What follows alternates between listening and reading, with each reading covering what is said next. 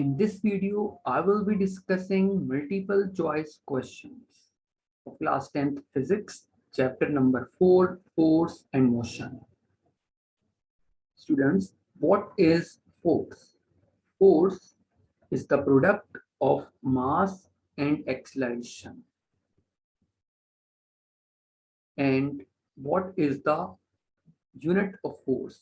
Unit of force is Newton, which is equals to mass is kilogram and acceleration is meters per second square. So the force is the product of mass and acceleration and its unit is Newton, which is equals to kilogram into meter per second square. Second important concept of this chapter is momentum. Momentum is the product of mass and velocity. Mass or acceleration, here we have mass and velocity. And the unit of mass is kilogram. Unit of velocity is meter per second. So the unit of momentum is kilogram meter per second. Here we have kilogram into meter per second square, which is equals to Newton. But here we have kilogram meter per second. यहाँ पर square आ रहा है, यहाँ पर square नहीं है. और ये जो है ये बराबर होता है न्यूटन इंटू सेकेंड के. तो आइए देखते हैं कि ये किस तरह से इक्वल है. देखिए, मोमेंटम है mass multiplied by velocity. Mass is kilogram, velocity is meter per second. If we multiply or divide by second, what we will get? Kilogram meter per second square multiply by second. अब सवाल बताओ, हमने second से multiply divide क्यों किया? क्योंकि मुझे ना न्यूटन बनाना है और न्यूटन में आता है kilogram metre per second square, तो मैंने इसीलिए सेकंड से मल्टीप्लाई डिवाइड किया. अब according to Newton second law of motion, F is equals to ma, kilogram meter per second square is the unit of force, which is Newton, and we can write this second as it is. So unit of momentum is Newton second और unit of momentum is kilogram metre per second. दोनों एक ही चीज है, Newton second या kilogram metre per second. After these two important MCQ students, we can start multiple choice questions. First MCQ is the product of mass and acceleration is called momentum, force, mass और acceleration. So we know the product of mass and acceleration is force. The product of mass and acceleration is force. What is momentum? The product of mass and velocity. It is denoted by P. And what is mass? Mass is the quantity of matter. Acceleration is rate of change of velocity. Change in velocity upon time. Next MCQ, number 2 MCQ. The unit of force is. Force का unit बताना है. तो force का unit क्या बताया आपको? Newton, which is equals to kilogram into metre per second square. So the unit of force is kilogram metre per second square. ये है पास्कल. पास्कल होता है बेटा प्रेशर का यूनिट. न्यूटन मीटर बेटा ये वर्क का यूनिट है, क्योंकि वर्क था फोर्स इनटू डिस्प्लेसमेंट. तो फोर्स न्यूटन में और डिस्प्लेसमेंट मीटर में. Celsius, the unit of temperature is Celsius or Kelvin or degree Fahrenheit. Next MCQ, 1 Newton is equals to dash 1 gram per second, 1 gram per second square, 1 kilogram into meter per second. D option 1 kilogram into meter per second square. तो ये Newton है, पर Newton बराबर किसके होता है? हम देख चुके हैं, kilogram into meter per second square.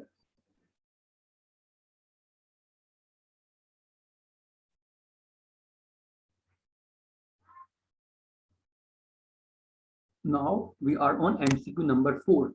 Which of the following is same as kilogram meter per second square? Joule, newton, pascal. Kilogram metre per second square है तो ये न्यूटन ही होगा, हम शुरू में देख चुके हैं। ये मास है, किलोग्राम का यूनिट, किलोग्राम यूनिट होता है मास का, और metre per second square unit होता है एक्सेलरेशन का। Mass into acceleration.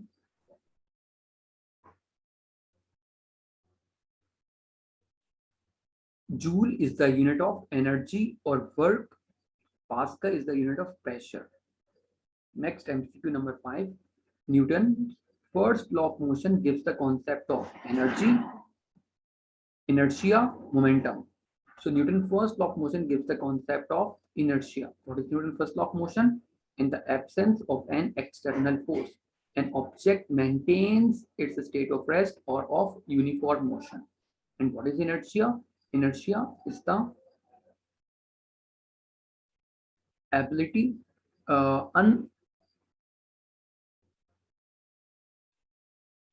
Yes, what is inertia? Inability to change the state of a body. मतलब जो बॉडी रेस्ट में है वो रेस्ट में, जो मोशन में वो मोशन में रहना चाहती है. Inability of changing the state of a body is called inertia. So Newton's first law of motion gives the concept of inertia. MCQ number 6. If the force acting on a body is doubled, if force is doubled, then acceleration produced is. तो जो acceleration produce होगा वो भी double हो जाएगा. क्यों? क्योंकि according to Newton's second law of motion, acceleration is directly proportional to force and acceleration is inversely proportional to mass. So here we have a relation between force and acceleration now. तो अगर force को आप increase करेंगे तो acceleration भी increase होगा, force को double करेंगे तो एक्सेलरेशन भी डबल होगा. Next MCQ. Motion can not be produced in the body without momentum, force, mass, acceleration. Motion can not be produced in the body without force, क्योंकि force का काम ही क्या होता है? मोशन प्रोड्यूस करना. अगर आप किसी भी बॉडी पर फोर्स अप्लाई करेंगे तो मोशन प्रोड्यूस होगी, बॉडी मूव करना शुरू कर देगी.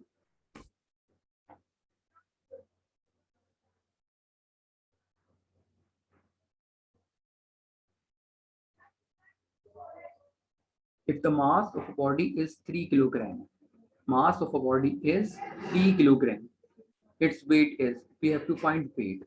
So students, we have weight, weight is the mg, और g की वैल्यू फिक्स्ड होती है 9.8 मीटर पर सेकेंड स्क्वायर, और 10 कुछ भी ली जा सकती है. Unit of weight, we have to find weight. तो मास है यहाँ पर 3, मास है 3 और इसको मल्टीप्लाई करवा देते हैं हम 9.8 से. W is equals to mg. 3 multiplied by 9.8 is 29.4 Newton. If the mass of a body is 100 kilogram, so its weight is dash. The तो मास है 100, इसे अब आप मल्टीप्लाई करवा दीजिए 9.8 से, तो आंसर होगा 980 Newton. If the mass of body is 10, मास है 10, इसे मल्टीप्लाई करवा दीजिए 9.8 से, तो आंसर होगा 98 Newton. Equivalent weight of 10 kilogram, 10 kilogram. अब यहाँ पर 10 किलोग्राम मास था और 98 न्यूटन आंसर था. यहाँ पर 10 किलोग्राम मास है, ऑप्शन में 98 नहीं है, तो हुआ क्या यहाँ पर? 10 multiply by 10, 100 Newton, 100 Newton.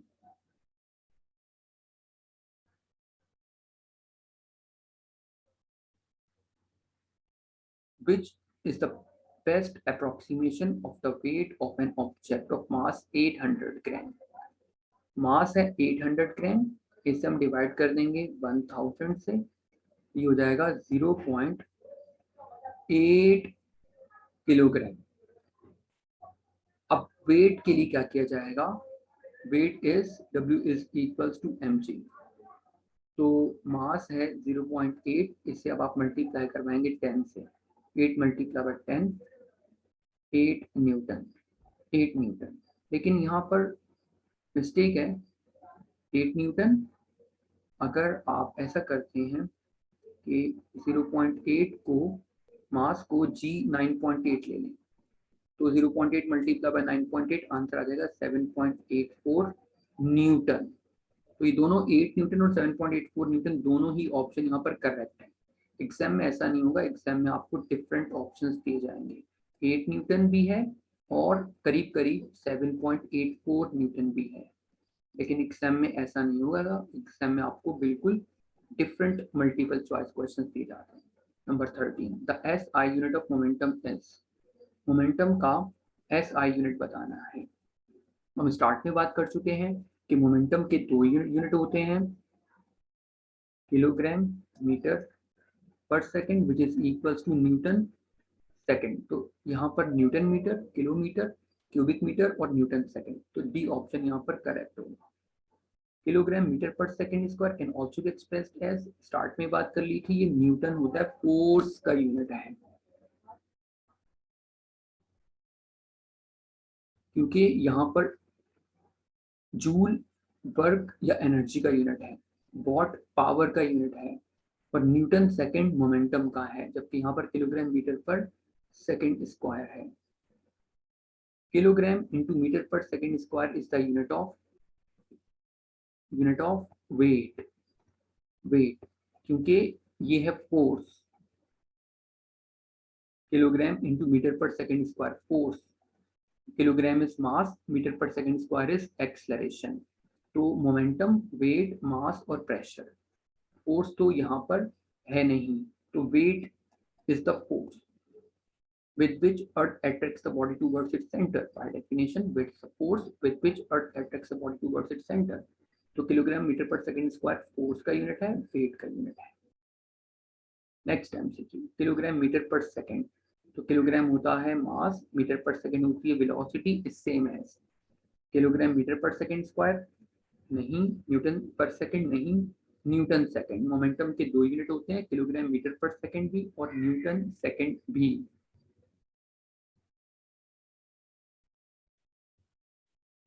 The unit of coefficient of friction is, coefficient of friction क्या है, F is equals to mu R, और coefficient of friction is F divided by R। So friction का यूनिट न्यूटन और normal reaction of the surface जो कि wait के बराबर होता है, तो दोनों का यूनिट न्यूटन होगा, तो कैंसिल आउट होकर कोई यूनिट नहीं बचा, तो coefficient of friction is no unit, newton नहीं होता इसका यूनिट, किलोग्राम नहीं होता, मीटर नहीं होता, none. Last MCQ,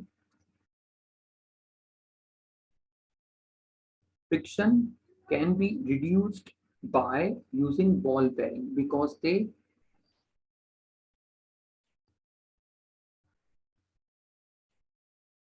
the option make the surface plane, make the surface grassy, convert sliding friction into rolling friction, have no friction of their own.